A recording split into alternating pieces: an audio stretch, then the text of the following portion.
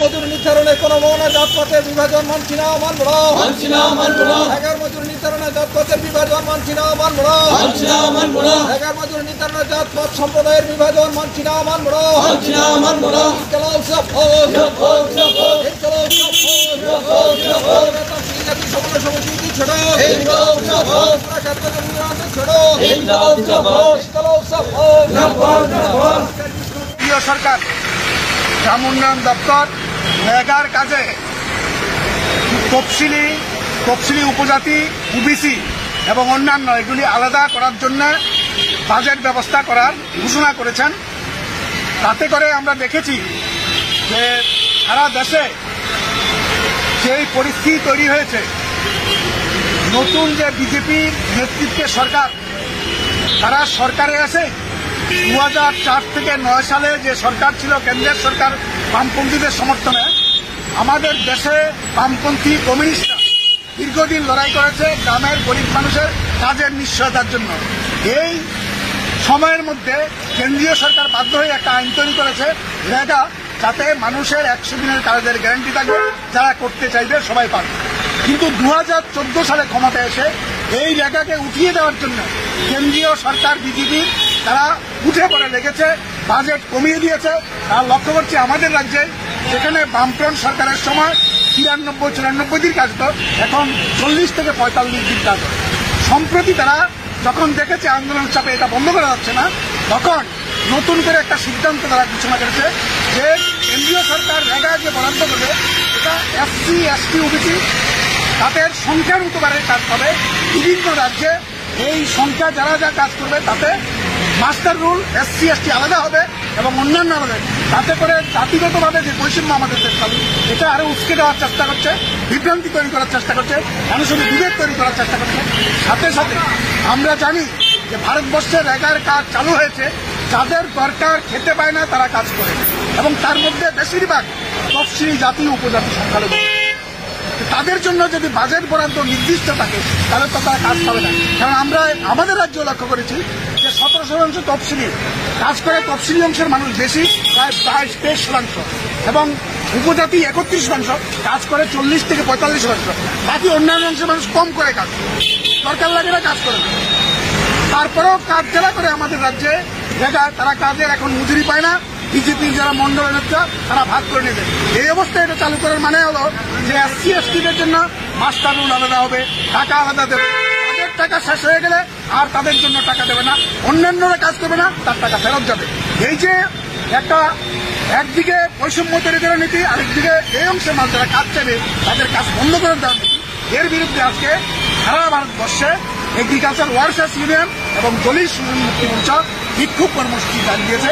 আমাদের রাজ্যের বিভিন্ন প্রান্তে আজকে আমরা এই বিক্ষোভ কর্মসূচি, এই কর্মসূচির মধ্যে আমরা কেন্দ্রীয় সরকারকে দাবি করছি যে এই যে বিভেদমূলক যে অধ্যাদেশ, যাতে কাজের সুযোগ কমবে, তা প্রত্যাহার করতে হবে অবিলম্বে, এবং রেগার কাজে 200 দিন করতে হবে গরিব মানুষের জন্য। যেটা আজকে শুধু আমরা না, আজকে করোনা পরিস্থিতিতে পৃথিবীর বিভিন্ন অর্থনীতিবিদ যারা দাবি করছেন গ্রামের গরিব মানুষের কাছে টাকা দেওয়া, রেগার কাজ বাড়ানো দরকার, অথচ কেন্দ্রীয় সরকার এটা কমিয়ে দেওয়ার চেষ্টা করছে। আমরা বলছি 200 দিনের কাজ দিতে হবে, এবং মজুরি সর্বভারতীয় ক্ষেত্রে আমরা 600 টাকা মজুরি দাবি করছি। আমাদের রাজ্যে আমরা বলছি আপাতত তোমরা যে ঘোষণা কেন্দ্রীয় সরকার করেনি, কিন্তু আমাদের রাজ্য সরকার তারা সরকারে আসার সময় প্রতিশ্রুতি দিয়েছিলেন 340 টাকা মজুরি, এটা করো আপাতত। এটা করার জন্য আমরা এই কর্মসূচি আজকে আমরা করছি, আমরা যৌথভাবে করছি। আগামী দিনে আরও সংগঠন মিলে, বামপন্থী সংগঠন সবাই মিলে এই দাবি করব যে এই যে অধ্যাদেশ এটা প্রত্যাহার করতে হবে এবং রেগার মজুরি বাড়াতে হবে, কাজের সময় বাড়াতে হবে। এই দাবিতে আমরা লড়াই করবো। সাথে সাথে অন্য অনেক বিষয় আছে। দেখছেন আজকে কেন্দ্রীয় সরকার শুধু রেগার ক্ষেত্রে না, সমস্ত ক্ষেত্রে মানুষের পকেট করার চেষ্টা করছে। আজকে প্রায় 27 বার ডিজেল পেট্রোলের দাম বাড়িয়ে দিচ্ছে, তার মানে সবার দাম বাড়ছে। তারা যুক্তি দেখাচ্ছেন কোরোনার জন্য কাজ করছে, আবার অন্যদিকে বলছেন ইনকাম বাড়ছে। এরকম বহু যুক্তি দেখিয়ে তারা আসলে মানুষকে শোষণ করার জন্য একটু বড় লোক কিছু মানুষ তাদের স্বার্থ রক্ষার জন্য নীতি দিচ্ছেন। এটাও তার অঙ্গেই, সেজন্য আমরা এটা প্রতিবাদ করছি। আগামী দিনে এই প্রতিবাদ আমাদের জারি থাকবে।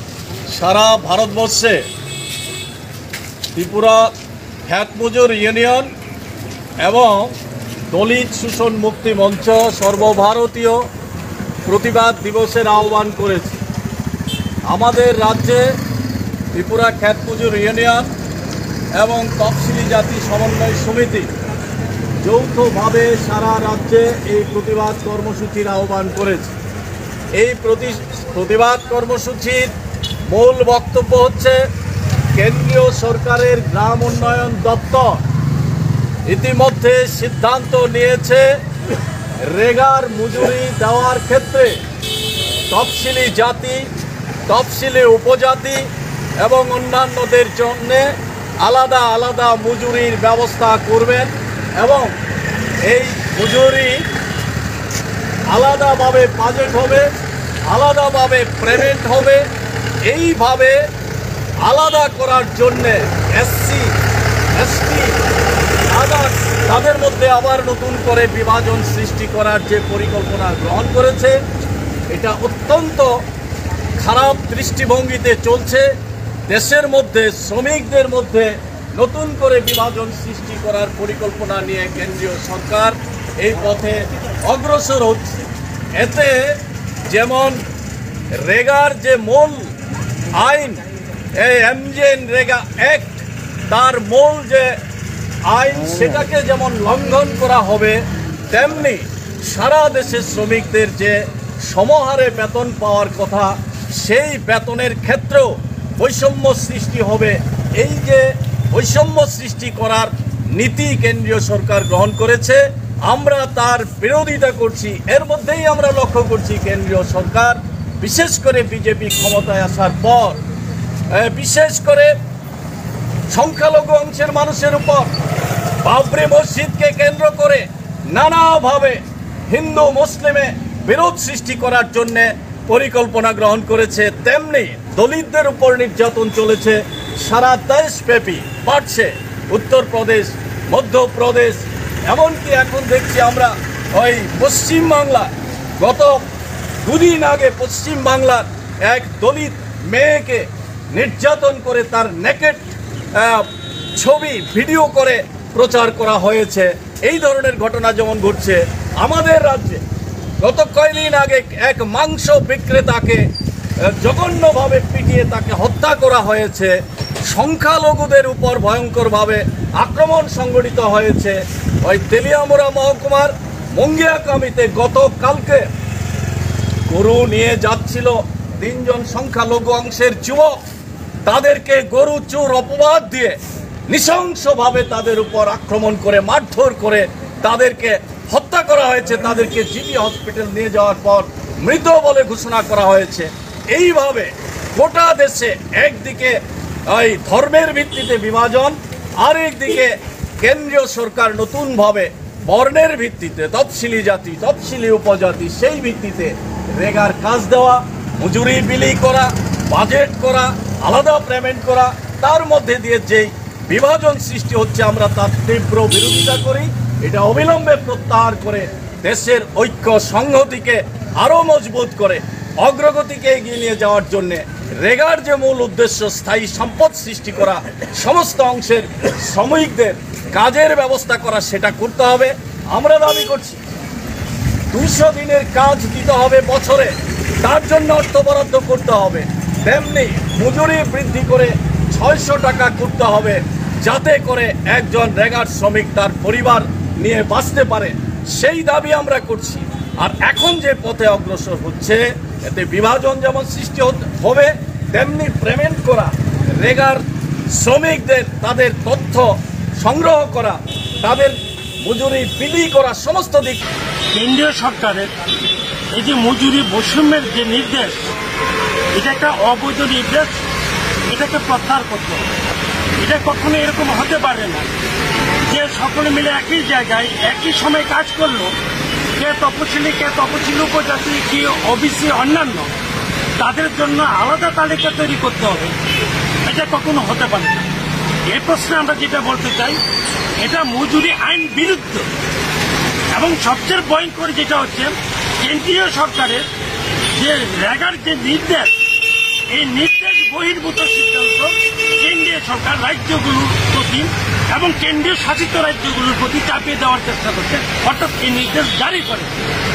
আমরা বলছি ত্রিপুরা তপশিলি জাতি সমন্বয় সমিতি, ত্রিপুরা খ্যাত মজুর ইউনিয়ন, আমরা এই দাবি করছি যে অবৈধ যে নির্দেশ, এই নির্দেশ প্রত্যাহার করতে হবে। আর আমাদের কমরেড রতন ভৌমিক এটা বলার চেষ্টা করেছে, গোটা দেশে এখন যে মূল্য সূচক তাতে 600 টাকা মজুরিও কম। আমরা বলছি মিনিমাম কম করে 600 টাকা মজুরি দিতে হবে, দৈনিক মজুরি, এবং 365 দিনের মধ্যে 200 দিনের শ্রম দিবস বা কাজের সৃষ্টি করতে হবে। কিন্তু কেন্দ্রীয় সরকার পর্যায়ক্রমে 2014 সাল থেকে 2021 সালে এই সময়টুকুর মধ্যে পর্যায়ক্রমে জায়গাতে প্রতিটা বাজেটে সেখানে বরাদ্দ কমিয়ে দিচ্ছে। আজকে গোটা দেশে গরিব শ্রমজীবী অংশের মানুষ, অর্থনৈতিক দিক থেকে যারা দুর্বল, তারা অর্থনৈতিক দিক থেকে ভীষণভাবে ক্ষতিগ্রস্ত হচ্ছে। আর কেন্দ্রীয় সরকার যে সর্বনাশায়ী নির্দেশ, তাতে গোটা দেশের মধ্যে মানুষের মধ্যে বিভেদের প্রাচীর তৈরি হবে, জাতপাত সম্প্রদায়কে সামনে এনে গোটা দেশের মধ্যে একটা বিভাজন তৈরি করতে চলছে। এটা একটা ভয়ঙ্কর নির্দেশ। তার প্রতিবাদে গোটা দেশে, আমাদের রাজ্যে সবকটি জেলা বিভাগে, অঞ্চল স্তরেও আজকের প্রতিবাদ দিবস আমরা সংগঠিত করছি।